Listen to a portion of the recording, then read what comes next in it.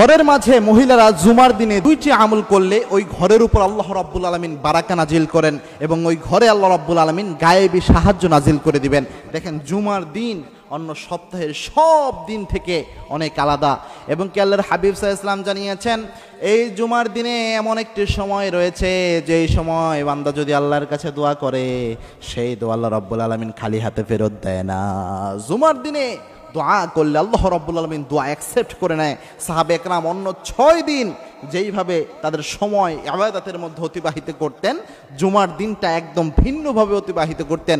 এই জুমার দিন এমন দুইটি আমল রয়েছে, যেহেতু আমার মা বোনরা বেশি আমল করেন এবং জানতে চান, পুরুষরা তো জুমার দিনে মসজিদে যেতে পারে, যেটা সাহাবা একরামের সময় মহিলারাও যেতে পারতেন, আমরা যেহেতু যেতে পারি না, এমন কোনো আমল, এমন কোনো ইনস্ট্রাকশন কোরআন এবং হাদিস অনুযায়ী আছে কি না, এরকম কিছু থাকলে আমাদের জানান।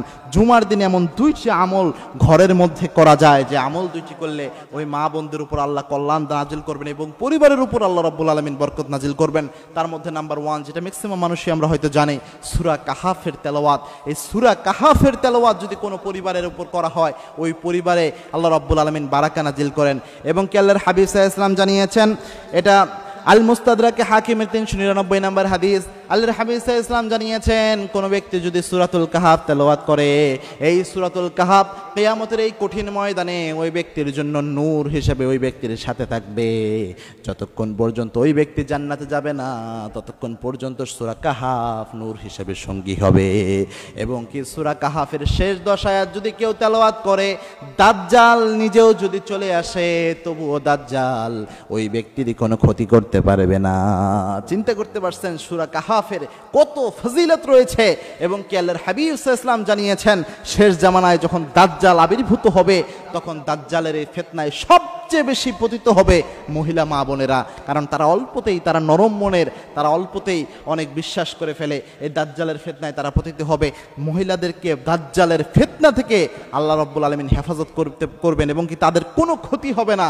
তার মানে কোনো ঘরে যদি কোনো মা বোন সূরা কাহাফ পড়ে, তাহলে দাজ্জালের ক্ষতি থেকে যেহেতু আল্লাহ রাব্বুল আলামিন বাঁচাবেন, অন্য যে কোনো ধরনের বালা এবং মুসিবত থেকে আল্লাহ রাব্বুল আলামিন ওই পরিবারকে প্রোটেক্ট করবেন।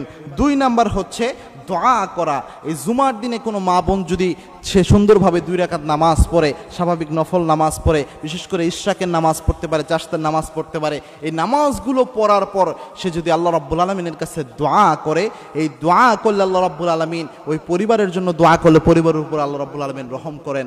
কারণ আল্লাহর হাবিব নিজে জানিয়েছেন, জুমার দিনে আল্লাহ রাব্বুল আলামিন বান্দার দোয়া ফেরত দেয় না।